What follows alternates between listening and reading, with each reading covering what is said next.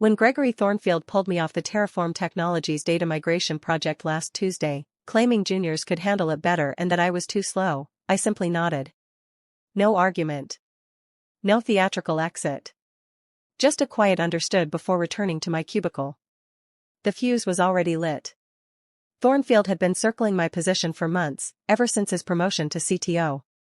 28 years old, MBA from Wharton with a concentration in digital transformation, and the kind of competence that mistakes arrogance for competence.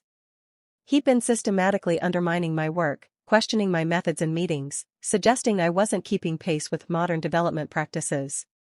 The man collected buzzwords like trading cards, agile methodology, disruptive innovation, synergistic optimization.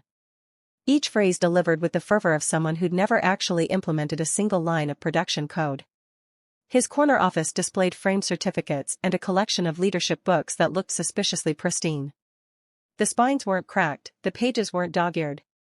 Pure decoration for board meetings and investor calls. Meanwhile, my desk overflowed with technical manuals, reference guides, and printed code samples annotated in 3 different colors of ink. What Thornfield didn't know was that I'd been documenting everything. Not just technical specifications and project requirements, but his pattern of poor decision-making.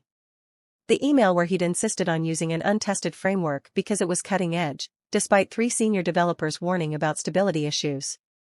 The meeting minutes where he'd overruled security protocols to meet artificial deadlines imposed by marketing campaigns rather than technical necessity.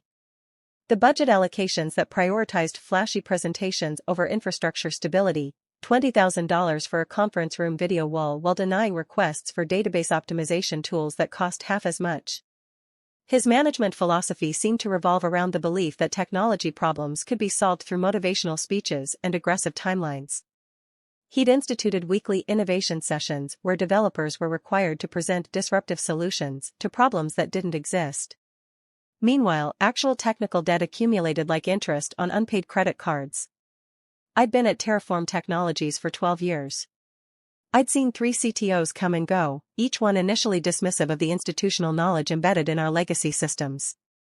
Robert Chen had lasted 18 months before realizing that legacy didn't mean obsolete, it meant battle-tested. Susan Martinez had survived 3 years by gradually learning to trust her technical staff over consultant recommendations. James Morrison had been brilliant but burned out after 2 years of trying to modernize everything simultaneously. The difference was that the previous ones had eventually learned to listen.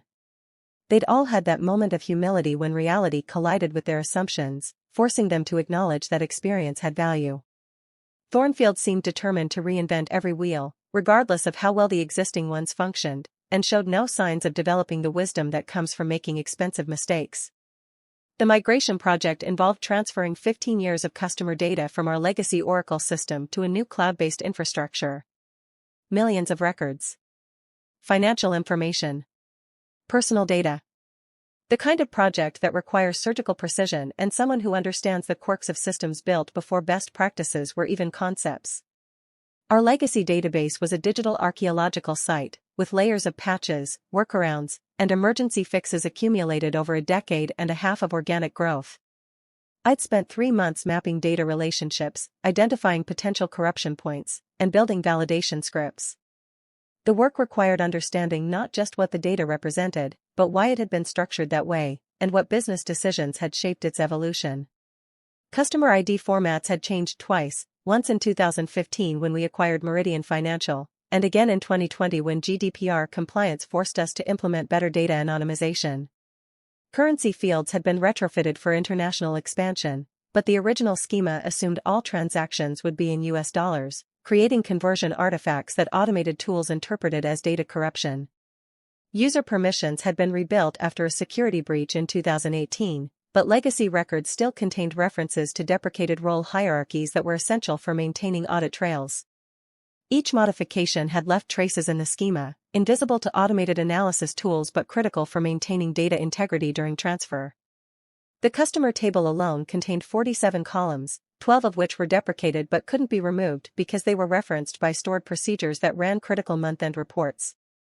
The transaction log had been partitioned 3 different ways over the years, creating what appeared to be duplicate entries but were actually historical snapshots required for compliance auditing. I'd documented every quirk, every workaround, every piece of institutional knowledge that existed nowhere except in the minds of developers who'd long since moved on to other companies.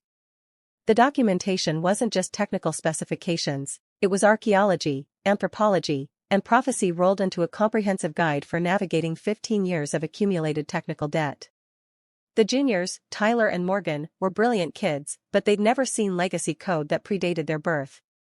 Tyler had graduated summa cum laude from MIT with a computer science degree and could implement machine learning algorithms in his sleep. Morgan had won coding competitions and contributed to open-source projects that thousands of developers relied on. They understood modern frameworks, cloud architecture, and containerization technologies better than most senior developers. What they didn't understand was the archaeological nature of enterprise systems.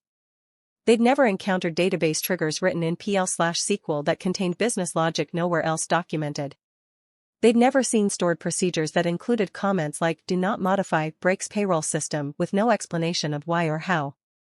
They'd never traced through 15 layers of data transformations to understand why customer addresses were stored in 3 different formats across 5 different tables. Their education had prepared them for greenfield development, building new systems with clean architectures and best practices. Our legacy database was the opposite, a digital sediment layer of compromises, workarounds, and emergency fixes that had accumulated over 15 years of organic growth, budget constraints, and changing business requirements. Tuesday evening, I sent Blackwood a detailed email outlining the migration risks. 27 specific points of failure. Recommendations for validation checkpoints. A timeline that accounted for the inevitable complications. His response came back within minutes. "Thanks for the concern, but we've got this handled. Focus on your other assignments." I printed that email. Filed it in my growing collection. Wednesday morning brought the official handoff meeting. Blackwood strutted into the conference room like he was announcing a corporate coup. Tyler and Morgan sat nervously, laptops open, trying to look prepared for a project they'd inherited overnight. "Kathy will be transitioning off this project," Blackwood announced to the room. "She's done excellent groundwork, but we need fresh energy for the execution phase." Fresh energy. As if database migrations were solved through enthusiasm rather than experience. I handed over my documentation. 300 pages of technical specifications, risk assessments, and contingency plans. Tyler's eyes widened as he flipped through the binder. Morgan started taking notes before I'd even begun explaining the first section. "The validation scripts are critical," I told them quietly. "Run them after each batch transfer. The legacy system has phantom relationships that won't show up in your schema analysis." Blackwood checked his watch impatiently. "I'm sure they can figure it out. We're not launching rocket ships here." That phrase would haunt him. I spent the rest of Wednesday cleaning up my desk, organizing files, and making sure everything was properly archived. My post-it note system had evolved into something resembling a war room timeline. Each sticky note represented a potential failure point, a deadline, or a documentation requirement. Thursday brought the first signs of trouble. Tyler stopped by my cubicle during lunch, looking sheepish. "Hey, Kathy? I'm having trouble interpreting some of the legacy stored procedures. The ones you flagged as high risk?" I looked up from my salad.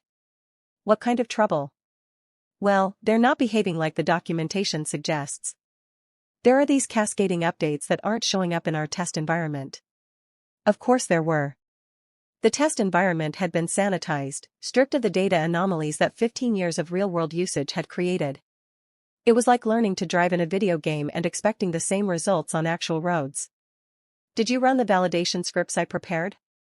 Tyler shifted uncomfortably. Blackwood said they were unnecessary overhead.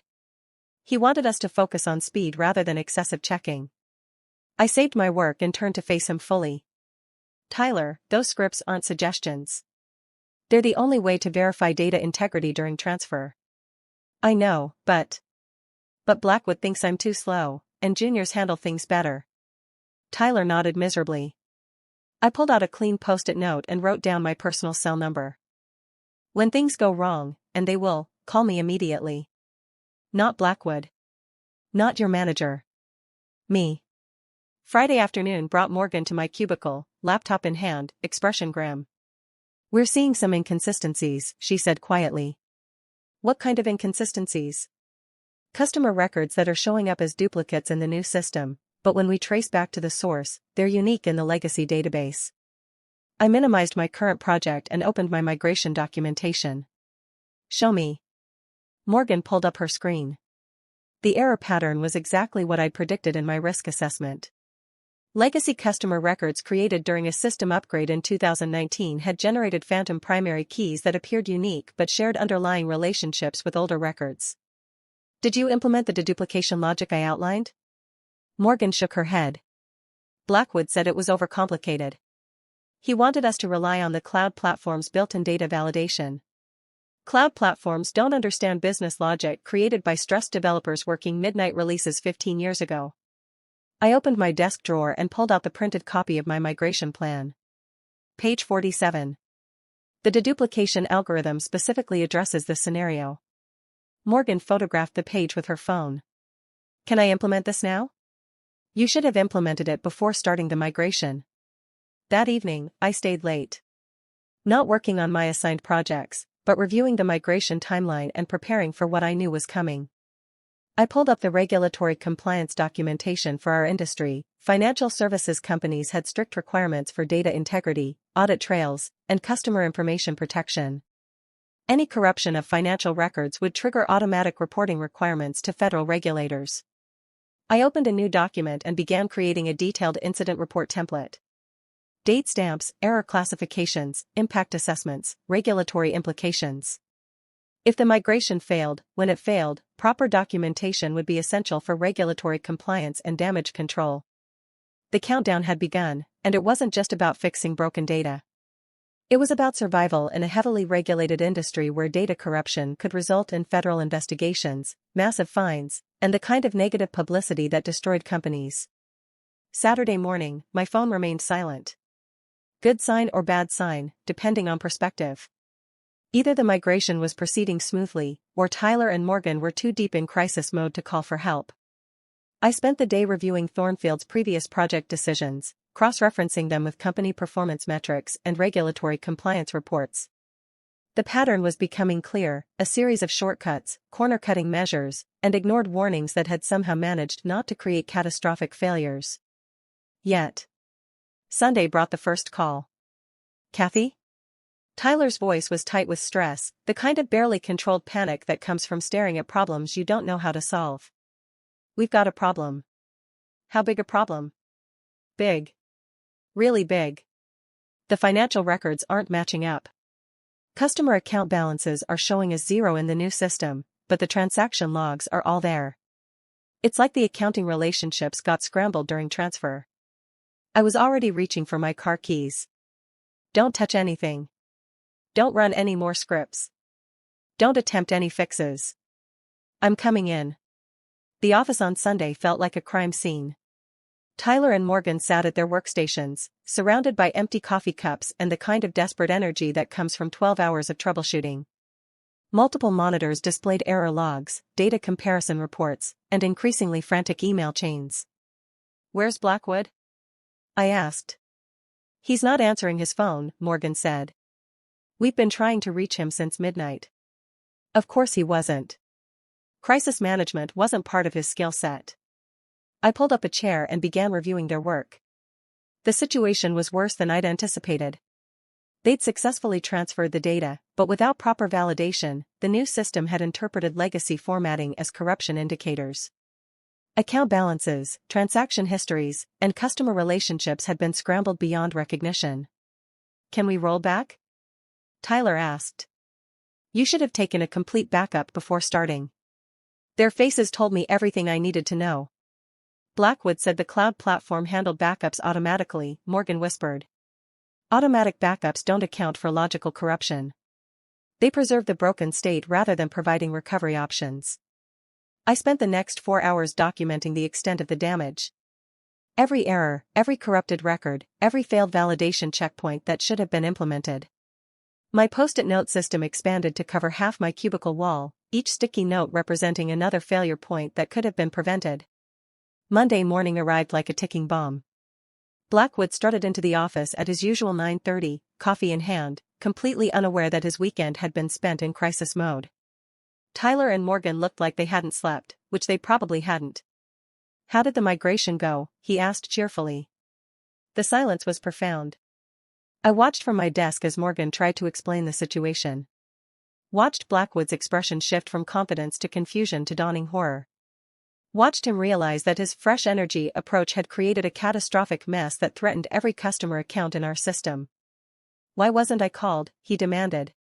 "We tried," Tyler said quietly. "You didn't answer. What's the extent of the damage?" Morgan pulled up her error reports. Approximately 60% of customer records show some form of corruption. Financial data is completely unreliable. We can't process transactions until this is resolved. Blackwood's face had gone pale. Terraform Technologies processed millions of dollars in daily transactions. Every hour of downtime cost the company revenue and reputation. "Can we roll back?" "No backup strategy was implemented," I said from across the room.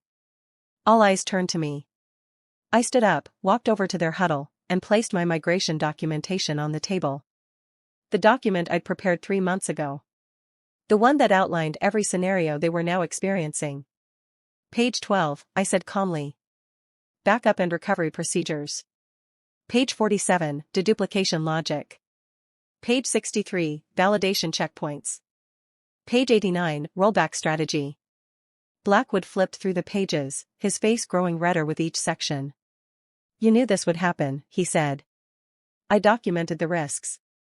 I provided solutions. I was told the project needed fresh energy and modern approaches." The room fell silent except for the humming of computer fans and the distant sound of office life continuing outside our bubble of crisis. "How long to fix this?" Blackwood asked. I consulted my timeline calculations. "With proper implementation of the validation scripts and manual data reconciliation?" "Approximately 6 weeks. 6 weeks? We can't be down for 6 weeks. The alternative is declaring data bankruptcy and starting over." Blackwood sat down heavily in Tyler's chair. For the first time since I'd known him, he looked genuinely defeated. "What do you need?" Thornfield asked quietly, his usual commanding presence reduced to something approaching supplication. "Full authority over the recovery process. Tyler and Morgan report directly to me until this is resolved. No interference from management, no status meetings, no progress reports, no suggestions about timeline acceleration. Complete access to the original legacy system, including admin privileges that were revoked during the migration. And a written guarantee that proper procedures will be followed for any future data architecture projects." He nodded slowly, understanding that he was in no position to negotiate. "Also," I continued, "I want this entire incident documented in our project management system with full attribution for all decisions that led to the failure. No sanitized summaries, no diplomatic language. If we're going to learn from this disaster, we need honest documentation about what went wrong and who made the decisions that caused it." Thornfield's face went pale, but he nodded again. The corporate executive who'd strutted into meetings with PowerPoint presentations about streamlined efficiency was gone, replaced by someone who finally understood the difference between leadership theory and technical reality. The next 6 weeks became a masterclass in methodical problem solving. I implemented every validation script I'd originally designed. Rebuilt the deduplication logic. Created automated reconciliation processes that could identify and correct the various corruption patterns. Tyler and Morgan proved to be excellent students once freed from Blackwood's oversight. They learned to read legacy code like archaeologists deciphering ancient texts. Understood that database migration isn't about speed, but about preserving 15 years of business relationships encoded in digital form. Blackwood kept his distance. Occasionally I'd see him hovering near our work area, but he never interrupted. Word had spread through the office about the migration disaster. His reputation had shifted from rising star to cautionary tale. The recovery finished on schedule. Every customer account restored. Every transaction verified. Every data relationship properly mapped to the new system. On the final day, I submitted my completion report to the executive team. 23 pages documenting the recovery process, lessons learned, and recommendations for future migrations. I also included a detailed timeline of the original project, highlighting each decision point where proper procedures had been abandoned in favor of speed. Blackwood's name appeared frequently in that timeline. 2 days later, he requested a meeting. I owe you an apology, he said, closing my cubicle's makeshift door. I looked up from my current project. Do you? I underestimated the complexity of the migration. I should have listened to your concerns. You should have read my documentation. He nodded. I've been thinking about organizational restructuring. The data architecture team needs stronger leadership. Meaning? I'd like you to consider taking over as senior data architect. Full authority over all migration projects. Team leadership responsibilities. I saved my work and turned to face him fully. What about your assessment that I was too slow? That juniors handle things better? Blackwood had the grace to look embarrassed. I was wrong. About which part? All of it. I considered his offer. More responsibility. Higher salary. Authority to implement proper procedures from the beginning rather than cleaning up after disasters. I accept, I said. With conditions. Name them. Tyler and Morgan join my team permanently. All future migrations follow documented procedures without exception. And I want written authority to halt any project that doesn't meet technical standards. Done. That afternoon, I cleaned out my post-it note system. Each sticky note represented a lesson learned, a crisis averted, or a proper procedure finally implemented. Some went into my permanent files. Others went into the trash, their purpose fulfilled. The migration project had taken 9 weeks total. 6 weeks to break it, 6 weeks to fix it, and a lifetime of lessons about the difference between competence and competence. Blackwood never questioned my methods again.